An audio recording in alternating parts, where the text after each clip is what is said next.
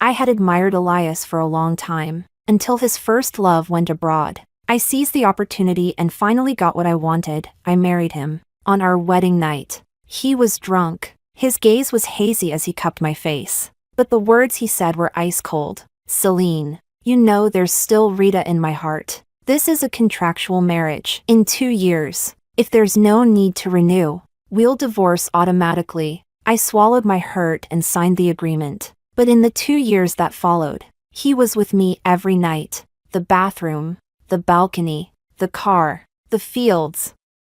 We did it everywhere, passionately, wildly. He nearly made me forget that Rita ever existed. A month ago, Rita returned to the country after her divorce, and Elias couldn't wait to run back to her side. Fine by me. I'm not renewing this man. Chapter 1. I had just hung up the phone with the divorce lawyer. When I looked up, Elias was walking through the door. I got up to greet him, serving him attentively like a perfectly trained maid. His cold eyes swept over me. Next Saturday, there's a company celebration. You need to be there. I paused while setting the table. I have other plans. What could be more important than my company's event? His tone was sharp, and then suddenly it shifted. Like something clicked. Is it because of me and Rita? Didn't you already make it clear on our wedding night? What's the point of playing coy now? It felt like a needle stabbed me in the chest. That night, I endured the humiliation and signed the divorce agreement just to please him. After his first love got married, I poured everything into caring for him, down to the smallest detail. And in return, all I got was coldness and distance. Now that Rita's divorced and back, all it took was a curl of her finger, and Elias ran to her like a dog. Do I even need to show up to that celebration next Saturday? That's the day our 2-year contract ends. Time to give Rita her spot back. Celine, what are you really planning? His eyes were full of suspicion. For 2 years I lived in fear and heartbreak watching his back. But now he acted like he'd forgotten the countdown to our divorce. I was about to remind him when the phone rang. I picked it up. On the other end came Rita's pitiful, sobbing voice. Rita, don't be scared. I'm on my way. Without even glancing at me, Elias threw on his coat and shoes and walked out the door. The lavish dinner I'd spent the whole afternoon preparing had gone cold and stiff. I quietly packed it up. Just as I was about to toss it in the trash, the hospital called. Is this a family member of Elias? Please come to the hospital immediately. Before I could ask anything, they hung up. I ran red lights the whole way there. When I arrived, I saw Rita sobbing like a damsel in distress, clinging tightly to Elias's chest. My heart twisted in agony, but I still forced myself to walk over and ask what was going on. Elias gently patted Rita's back. Rita's father had a uremia attack. He needs an urgent kidney transplant. I've been confirmed as a match. I leaned against the cold wall behind me to keep from collapsing. You're going to donate a kidney? Even if you still have the other. Your body. I'm not asking for your approval. I'm informing you. I just need the legal guardian's signature. He cut me off sharply. Rita cried softly beside him. Elias, my dad doesn't have much time left. I laughed bitterly inside. I was just a legal signature tool. Someone else was there to truly love him. After I signed the consent form, Elias walked into the operating room without even looking back. He really did love Rita with everything he had, even his life. Chapter 2. While waiting, Rita cried like a waterfall. Elias has always been this devoted. Last year, when my work won an award, Elias maxed out his card on a shopping spree with me, bought all sorts of useless bundled purchases just to make me happy. It was so extravagant. My heart sank to the bottom. So, all the gifts he gave me were just leftovers from Rita's shopping sprees, and I'd cherished each one like a treasure. These years I was abroad, Elias kept sending me portrait sketches, even though I never gave him hope. He never stopped drawing me. It felt like a thunderbolt struck my chest. So, the sketchbook he always carried around wasn't for design proposals, it was filled with Rita's portraits. I used to think he worked tirelessly because of our family's business partnership. I used to think, maybe he had valued this marriage, even just a little. I was just fooling myself. Rita still wanted to flaunt more, but I politely cut her off and walked away. From that day on, Rita posted updates on Elias daily. He hadn't fully recovered, yet was already busy arranging follow-up treatment for her father, caring like a real son. The latest post left me breathless. At a farm, Elias, face pale and sickly, dragged his weak body to pick fresh lychees for her. By hand. Caption, to be loved like this. I could die without regret. The phone slipped from my fingers. Tears blurred my vision. In the past, I'd handpicked fresh ingredients every day just to ensure he ate safely. Now, everything he gives, it's for someone else. I wiped my tears and silently made a vow. From now on, I'll only love myself. I packed my bags and calmly waited for the marriage contract to expire. What I didn't expect was that 2 days later, Elias returned to the villa. He said there was a baby's 1-month celebration at a relative's house. Even though I'd let go of Elias, our two families still had to keep up appearances. So I went. At the banquet, the elders started nagging about children. You two have been married almost 2 years now. Still no news from Rita? One relative glanced at my stomach. I lowered my head. Silent. Elias stepped in. It's still early. Everyone exchanged glances. His mother's face froze awkwardly, then quickly changed the topic to food. Just before the banquet ended, a dessert was served, Elias's favorite, coconut cake. I didn't touch it, but his mother insisted on feeding me a bite herself. Everyone praised how she treated me like her own daughter. I frowned as I swallowed it. Later, I felt dizzy. Couldn't remember how I got home. When I woke up, it was already deep into the night. My body was burning hot, dry with thirst. I reached out, turned on the light. Elias was lying next to me, flushed, breathing heavily. What's wrong with you? I asked, concerned. His voice was hoarse as he pressed me down. You and I both took something. Something? Only then did I realize his mother had insisted I eat that coconut cake for a reason. Just as I was about to push him away, Elias had already impatiently yanked open my blouse. The moment his lips touched my neck, his phone started buzzing. He frowned, picked it up, and instantly pulled away from me. Rita? What's wrong? Elias. My computer's acting up. There are really important files on it. Can you come over and take a look? Okay. Wait for me. He hung up, walked into the bathroom alone, and turned the faucet on full blast. When he came back out, his suit was drenched. Without giving me a chance to stop him, he walked out the door. I gave a mocking smile. Of course, I should have known better than to hope for anything from him. The drug was beginning to take full effect. I soaked in cold water for a long time, but the unbearable heat refused to subside. Out of options, I picked up the fruit knife from the table and, gritting my teeth, slashed my arms again and again. Bright red blood seeped silently into the carpet, and finally, a wave of cold washed over me. An hour later, the drug had finally worn off. I let out a long breath of relief. Then, footsteps echoed outside the door. Elias. Mom made some soup. Opened the door. I had no strength to respond. My mother-in-law pushed the door open. She entered with a cheerful smile, but her expression twisted instantly when she saw my bloodied arms and the stained carpet. She pointed at me and began screaming. You, what the hell is wrong with you? You couldn't even keep Elias. No wonder he gave up a kidney for Rita's father. You did all this for me to see? Huh? She clutched her chest. What kind of fate is this? A son who won't listen. A useless daughter-in-law. The next moment, she began gasping for breath. People rushed in to carry her back to her room. She specifically demanded that I take care of her. But the divorce agreement was nearly up. Their family affairs were no longer my concern. Clutching my bleeding arm, I said calmly, I think I'd better call Elias and have him come back. What did you just say? She shouted, suddenly full of breath again. He married you just so you could infuriate me like this?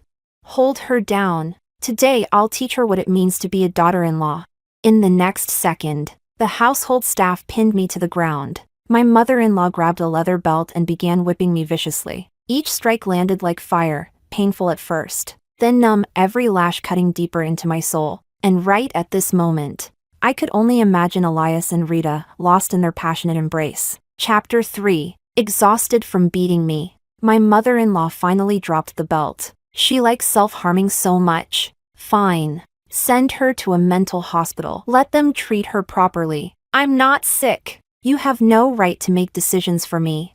I fought with all my strength, but a sedative was injected into me, and I sank into endless darkness. By the time Elias showed up, I had already spent a full day in the psychiatric ward. My mom only did this because she's worried about me. I've already argued with her. She won't bother you again. Surprisingly, Elias spoke in a calm, reasonable tone. I couldn't even be bothered to argue. I just nodded and agreed to everything. He helped me out of the hospital. Maybe it was the after effect of the drugs, but I suddenly felt dizzy and accidentally leaned into his arms. Elias gently patted my shoulder. Celine, are you okay? I was just about to push him away when a familiar voice called out from a distance. Elias! Why didn't you come to my art exhibit today? Were you with her? Rita's voice trembled with sobs. Elias immediately let go of me and rushed toward her. Left alone in the cold wind, I watched their figures disappear together, my heart swallowed by a hollow, aching void. On the third day of resting at home, my best friend Lily messaged me. There's an auction tonight. Wanna come? She dropped the link in the chat. A stunning necklace caught my eye, an emerald centerpiece that looked unbelievably familiar. It was the necklace I'd lost. My mother's keepsake. Of course I had to go. A rare emerald necklace. A true collector's treasure. Starting bid, 3 million. The auctioneer's voice stirred the room into frenzy. The bidding escalated instantly. Paddles rose like waves. The numbers on the giant screen soared upward. Gritting my teeth, I called out, 6 million. Just as the gavel was about to fall, a sharp female voice cut in. 6,010,000. I turned toward the voice. It was Rita, sitting right beside her, Elias. Her bid was followed by laughter that swept through the room. 6,010,000? Is she joking? Where'd this bumpkin come from? Doesn't even understand bidding increments. That's Elias's new taste in women now? Embarrassed, Rita instinctively turned to Elias for help. The whispers grew sharper, the mockery harsher. Elias gently patted her hand and raised his paddle in a clear gesture. Oh my God. Elias is lighting the sky lantern for her. That's so romantic. Romantic? Are you kidding? The one who bid 6 million was Elias's wife. Poor woman, that's brutal. A wave of disappointment crushed me. 6 million was already my limit. Rita sat back down, eyes sparkling with triumph, her gaze gloating as it met mine. When the auction ended, the necklace was clasped around her neck, gleaming brilliantly. I couldn't stop myself. I stepped forward and blocked Elias. There's a flaw near the clasp. That necklace, it belonged to my mother. If you name a price, I can pay in installments. Rita immediately looked tearful. If big sister says it's hers, I'll give it back. But Elias held her back, his voice cutting like ice. Celine, when did you become so unreasonable? There are plenty of coincidences in the world. How can you be so sure that's the one you lost? He pulled out his phone and sent me a transfer. 6 million. There. It's yours. Go buy whatever you want. Just stop fighting with Rita over things. With that, he wrapped his arm around Rita and walked past me. Fighting over things? Elias, you're wrong. I never cared about competing with her for anything. Even when it comes to you, I don't care anymore. Finally, the day of the company anniversary arrived. For once, Elias offered to take me to a boutique to pick out a new dress. But my heart wasn't in it, because today was the day our divorce agreement officially took effect. I had booked my flight for tonight. I didn't want any more entanglements or arguments, so I decided I'd be Elias's wife for just half an hour more. Elias was strangely patient, helping me choose dresses without complaint. When I finally stepped out in a long gown, a flash of amazement appeared in his eyes. Then he opened a velvet jewelry box and took out a familiar emerald necklace. As I stood stunned, he gently fastened it around my neck. Celine, I had this custom made, an exact replica of the one you lost. Same design, same craftsmanship. What do you think? Do you like it? At tonight's celebration, you'll be the center of attention. His expression was, for once, sincere. So this was it. Everything he did today, including the necklace, was just to decorate the company's image. I feigned joy. Thank you. I love it. No, I couldn't wait to take it off. I didn't want the auction necklace either anymore. Maybe my mother had been teaching me something from above. A true treasure is never something you have to cry and fight for. When we arrived at the venue, I took Elias's arm and stepped out of the car. Elias, I'm going to touch up my makeup.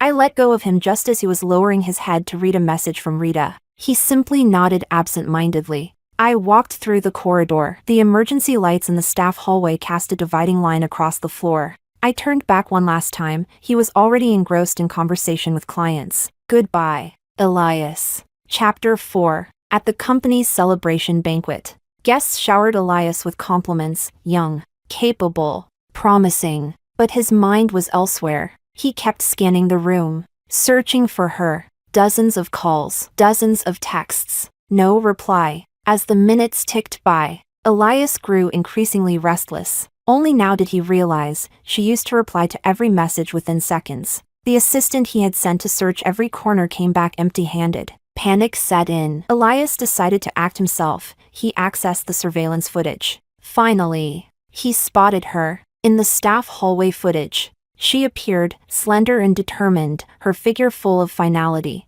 But that was 2 hours ago. He remembered, he had been looking down at Rita's message, while Celine said she was going to touch up her makeup. He regretted not stopping her. A creeping sense of dread gripped his heart. Leaving the guests behind, Elias rushed out of the venue. Engines roared. He drove straight home, stormed into the living room. The villa was eerily quiet. On the coffee table lay a divorce agreement, a bank book, $6 million deposited, and a familiar velvet box. Inside it, the emerald necklace, dull and lifeless. Divorce agreement? He suddenly remembered. Today, exactly 2 years ago, was their wedding night. He was the one who persuaded Celine to sign that contract. He slumped into the couch, overwhelmed by a kind of helplessness he had never known before. Suddenly, click-clack heels echoed against the floor. Rita appeared at the doorway. Elias. I made pork trotter soup. It's good for your recovery. Okay. His face was blank. No smile. Cold. Unfamiliar. Rita walked up and spotted the papers on the table. Her eyes widened. Is Big Sister filing for divorce? Elias's expression darkened. Rita seemed to realize something. Wait, is it because of that necklace? I mean, you lit the sky lantern for me in front of everyone. I understand how she might have felt, but honestly, Elias, you're so busy, and she's still stuck on that kind of petty thing. Elias said nothing. He kept staring at the divorce agreement. Rita's gaze shifted subtly. Her eyes watered. Elias, seeing you so drained over her, it really hurts me too. I don't want that necklace anymore. I'll return it to her myself. I'll go back to Europe. What drain? Elias took her hand and sneered. It's a business arrangement. Don't overthink it. Rita opened the velvet box and was stunned. This, $6 million in a bank book? And an identical emerald necklace? You made her an exact replica? She was ready to throw a tantrum, but seeing Elias's annoyed expression, she quickly changed her tone. You treat her so well, and yet she still wasn't satisfied. I bet she's already found someone richer. Elias's brows furrowed. Irritated. Restless. I'm tired. Rita, let's talk tomorrow. As long as you're happy, I'll always understand. Rita stroked his chin with forced sweetness, then turned and left. The villa fell into silence once more. Inside Elias's chest, the beast he had caged for too long finally broke loose. It roared, it thrashed, it destroyed. But the pain inside him didn't ease, it only intensified. Surrounded by chaos, Elias sat on the floor in defeat. He picked up his phone. Have you found her? Still searching. Hurry. Chapter 5. After leaving Elias's house, Lily found me shortly after. Congrats. Congrats. Finally got rid of that toxic man. So, how about becoming my business partner? The firm's just getting started, and I really need a reliable auditor. Before I got married, I'd already been taking on independent projects under one of the big four, PwC. I had all the professional certifications in the field.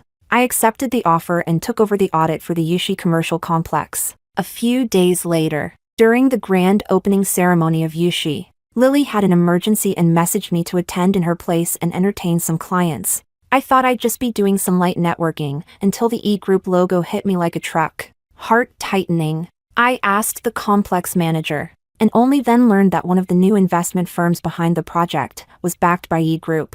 Without hesitation, I handed all project coordination over to a colleague and found an excuse to leave. I walked into the underground parking garage, let out a long breath, and was just about to open my car door when I heard someone shout, "Madam? Is that really Madam, boss?" I wasn't seeing things. Across a few luxury cars, I saw Elias frozen in place, staring at me. His assistant was practically glowing with excitement. Elias quickly approached and pressed the car door shut. His faint smile was tinged with mockery. "So you became Lily's partner? Wasn't being my wife good enough? How much is she paying you?"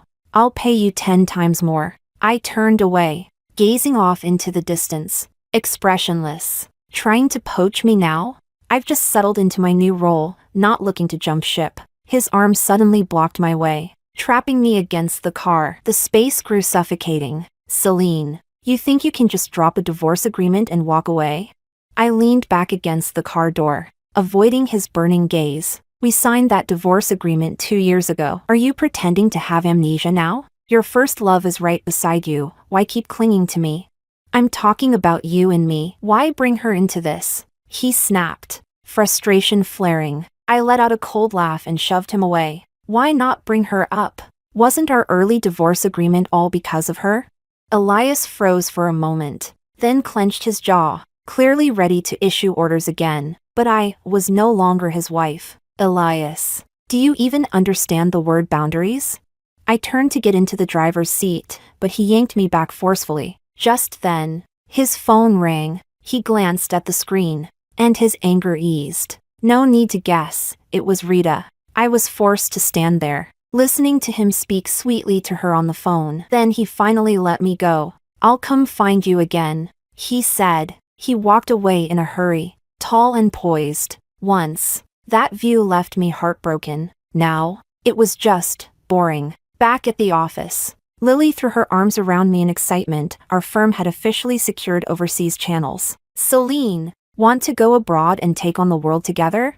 We laughed. We danced. Our eyes sparkled with hope for the future. Chapter 6. After the plane landed, I was still adjusting to the time difference. Lily walked in with a pizza in hand, her face full of gossipy excitement. "Celine, you're gonna love this. Things are blowing up back home." "What kind of drama?" I sat up groggily. She turned on the TV and cast her phone screen, sharing the latest domestic trending topics. E-Group Cosmetics director's arrogant comment, "Consumer tiers differ, don't criticize blindly." Physique differences, not the product's fault. E-Group's cosmetics cause allergic reactions and poisoning, massive lawsuit looming. Multiple E-Group consumer brands face boycotts, shareholder panic spreads. Cosmetics director exposed, foreign marriage history. Knowingly became the mistress. I stayed silent. At this point, Elias must be doing everything he can to shield Rita. Lily nudged me. "What?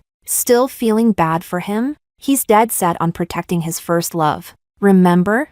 I shook my head and smiled. "Not really. I'm just relieved we pulled some of our funds recently. Otherwise, we'd be sucked into a financial black hole." Lily told me the gossip had spread everywhere in the domestic business scene. E-Group's shareholders had spent 3 generations building up networks and resources. Now, thanks to that cosmetics brand, they were bleeding money. And Elias, still falling for Rita's sweet talk, was pulling reserve funds from profitable subsidiaries to cover the cosmetics losses. The senior shareholders even went to Elias's family estate, begging his mother to knock some sense into him. His mother was so furious she slapped Rita, had a stroke, and ended up in the ICU. And guess what? While the poor old lady's in critical care, Rita's online showing off her new watch. Can you believe it? A watch worth tens of millions. Elias is really willing to splurge for her. I gave a cold laugh. Clearly, E-Group really does have deep pockets. Even in the middle of a PR disaster,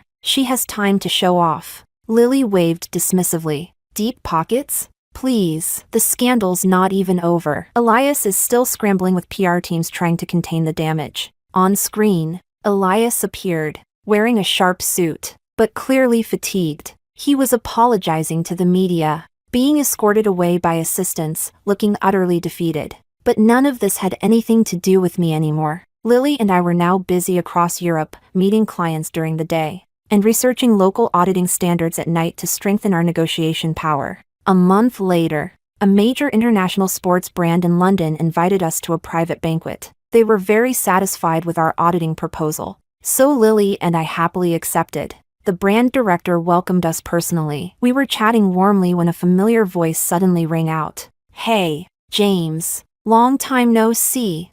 The director smiled and opened his arms to hug the newcomer. It was Elias, again. His burning gaze was invasive. Lily and I turned to leave immediately, but Elias grabbed me right there. "Celine, didn't I tell you? We're not finished." Chapter 7. Let go. You've been trending on social media lately. If photos of this get back home, it won't look good, I said, forcefully shaking him off. Instead, he stepped closer, his breath grazing my ear. "So, is this your game? Running off abroad just to make me worry? Is this how you play hard to get?"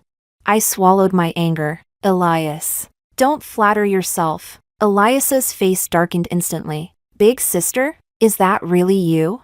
Rita appeared out of nowhere, smugly linking her arm with Elias's. "Wow, sister. Looks like you've got no shortage of men chasing after you. Which handsome guy did you come with this time? Care to introduce us?" Lily couldn't hold back a laugh. "Miss Rita, we're not like you. I'd be careful if I were you." "Elias," Lily added coolly, "my friends in the domestic media would love some juicy dirt on you." Rita's eyes flickered, and tears welled up at the corners. She clung to Elias. "Elias, did you hear that? They're deliberately shaming me, trying to embarrass me." The noise caught the attention of nearby guests. Some of our fellow countrymen recognized Rita. "Isn't that the cosmetics boss who's been in the news abroad? The homewrecker herself, acting all high and mighty overseas? What a disgrace." Rita's face flushed red, nearly dripping blood. She turned to Elias for help. "Elias, let's leave. Sister clearly hasn't forgiven me. I bet all those negative headlines are." "Shut up," Elias snapped, cutting her off harshly. Rita was stunned. She'd probably never been treated this way. "Elias, what's wrong with you?" she asked in a small, trembling voice. "Go wait in the car." Elias's tone was icy. "Don't make me say it twice." Rita had no choice but to leave, crying as she hurried out. Lily stepped in front of me. "What now?" "Your first love stormed off. So you're here to win Celine back?" "Save it. I just want to talk to her," Elias said, his gaze passing over Lily, landing on me with a complicated expression. "Then find a room," Lily said, impatient. "You've already caused enough scandals. Don't drag us into it."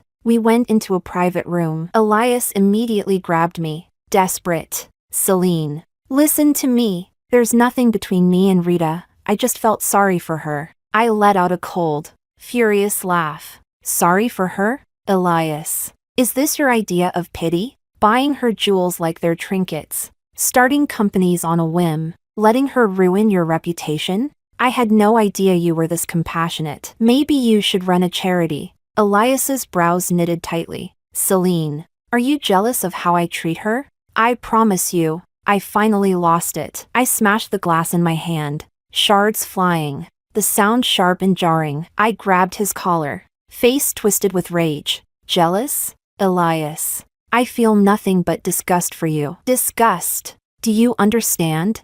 He had never seen me like this, wild, untamed. Shock froze his face for a few seconds. Then he softened. "Celine." Lily stepped forward and pulled me back, her phone in hand. "Mr. CEO." Celine's made herself perfectly clear. She said no, and that means no. "As for your precious first love, see for yourself." Elias sneered at first, but when he opened the video, his expression shifted to disbelief. "No, did you fake this?"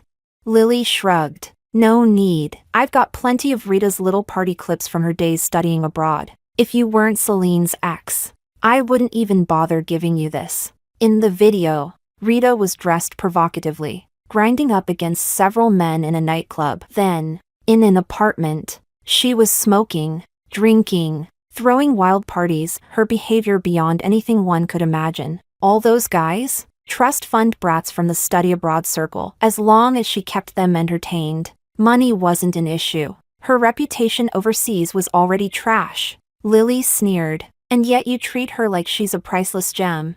Do you even know why she got married and divorced so quickly?" Someone sent those photos to her ex-husband as a prank. He kicked her out on the spot. Did she tell you she wanted to come back to China for her career? Claimed the domestic art market was better? Please, she couldn't survive abroad. Latching onto you was the jackpot of her life. Lily smiled, helping me to my feet. I'll email the photos to you. Take a good look. We're done here. Chapter 8. After months of busy work abroad, Lily and I finally returned home. Right after landing, we met up with some friends for dinner, and that's when I learned that E-Group was on the verge of collapse. An internal video from the company had leaked. In the footage, Elias and Rita were in a furious argument. Elias roared and threw a stack of photos at her. Why did you lie to me? Why?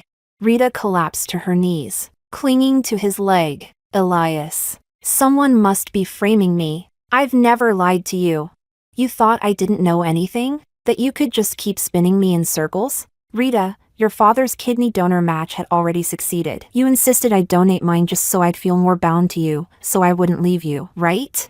The once proud and commanding Elias now looked disheveled, pitiful. His voice broke into a hopeless scream. Rita kept pleading. Elias yanked her off and stormed out. Moments later, the police arrived and took Rita away. It turned out the investigation results had been released. Rita had taken kickbacks from the raw material suppliers. And for better results, she'd added illegal substances to the products. Elias didn't even bother to hire a lawyer for her. He let her go to jail. The cosmetic brand he had built for her at great cost vanished overnight. So much for splurging on a smile from a beauty. Because of Rita's reckless behavior and arrogant public statements, the online backlash against E-Group only intensified. Stock prices plummeted, and eventually, the company was delisted. Suppliers and clients across the board cut ties. Investors pulled out. Elias was left completely alone. Bankruptcy was the only path left. He had chosen this road himself. He got exactly what he asked for.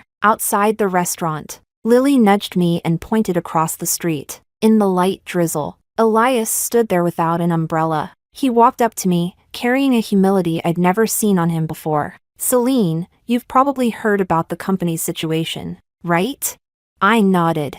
Hard not to. He looked disappointed, like he'd hoped I'd still care. Celine, could you help me? Your family's resources and connections. The moment he opened his mouth, I cut him off. Didn't you read the divorce agreement? My family can't help you anymore. Elias's Adam's apple bobbed with difficulty. Celine, we were married, even just for a while. Surely that still counts for something. I took a deep breath, let out a cold laugh. Elias, if we're talking about who owes who, it's me who's owed, not the other way around. You bringing this up only makes me angrier. I turned to get in the car. He stepped in front of me, his voice shaking. Celine, I never asked anything of you. Can you please help me get through this? I swear, I'll refer more clients to you in the future. I looked at him one last time. Thanks for the offer, but I never relied on you before, and I won't start now. The car pulled away. Through the rain-streaked window, I saw Elias's one straight back hunched ever so slightly. I remembered, once, I too had stood in the snow, coatless and miserable, watching him walk away with Rita, desperate, hoping for just a glance from him. But now, the roles had reversed, and all I felt, for my old self, was pity. Now, I have only one goal, to chase after all the time I once wasted. Chapter 9. Within a year, our firm expanded from a single office floor to 10 floors. Our reputation kept growing, and so did our reach. There was a time when I had been attracted to Elias's power and presence. But now, with my own hands on the wheel of destiny, I no longer envied others. I truly loved myself. While I was buried in work one day, Elias's mother managed to get my number through someone and called me. She wanted to meet. Out of respect for her as an elder, I went. But she was no longer living in the grand family estate. That lavishly decorated villa had been sold off, just to keep the crumbling group afloat. Still, the company's reputation was beyond repair. She was merely struggling in vain. When the car arrived at the address, I found it was an old, worn-down residential complex. The stairwell was dim, without any form of security. It was hard to imagine someone as proud as her could endure such a place. When she opened the security door, her expression held an awkward smile. Celine, Your aura is completely different now. I nodded slightly. What do you need? I don't have much time. She lowered her head and suddenly dropped to her knees. Celine, I beg you, please, save the company. Her hair was gray, her speech slurred from the stroke. This was the same woman who had once drugged me, blamed me for not keeping Elias, whipped me with a belt, and threw me into a psychiatric ward. Now, she clung to me like a beggar, pathetic and desperate. A strange, sour smell lingered in the room. It was clear Elias was completely broke. He couldn't afford her hospital bills, couldn't even hire a caretaker. I pried her hands off and took out my phone to record a video, just in case she tried to frame me for anything. I'm sorry, there's nothing I can do. She threw herself at my legs and pulled out a necklace. Celine, do you remember this? My heart trembled as I took a closer look. My mother's emerald necklace? She nodded. Your mother and I were best friends back then. I took it back for you, from that wretched woman. Celine, you were always the best daughter-in-law in my heart. I let out a cold laugh. The best? You really are shrewd. Madam, in your house, being a daughter-in-law was never an exclusive role. Rita's place in your family, wasn't that because you indulged Elias? She destroyed the company, and you all share that blame. And now, here you are, looking pitiful and desperate, wanting me to slave for you? Sorry, I've got work to do. I tossed the necklace back into her lap. This replica is well made, but too bad, the emerald's fake. She collapsed on the ground, sobbing bitterly. I didn't blink. I left without turning back. The next day, I saw a headline: Elias's mother found dead alone in her home. No one to claim the body. I asked Lily about it. Well, since you asked, I'll be honest. Elias cracked under the debt and had a breakdown. He's in a psychiatric ward now. You planning to visit him? I waved my hands quickly. Please, I've got a mountain of work. No time for that. Later. Lily and I's firm kept thriving. With enough capital, we expanded into other industries. Eventually, we founded our own company, with our own industrial park. One day, walking past the office area, I overheard some employees chatting about gossip. Did you see that headline? Disgraced CEO picks up mistress from prison. Both found dead in motel, suspected double suicide. Wild. No joke. He was a real CEO, used to run that company E-Group. Remember the cosmetics scandal years ago? Hearing of their deaths, I felt absolutely nothing. It was like hearing about a stranger's tragedy. Boss, there's a document that needs your signature. I took the pen the assistant handed me, like I was taking hold of my brilliant, unstoppable life.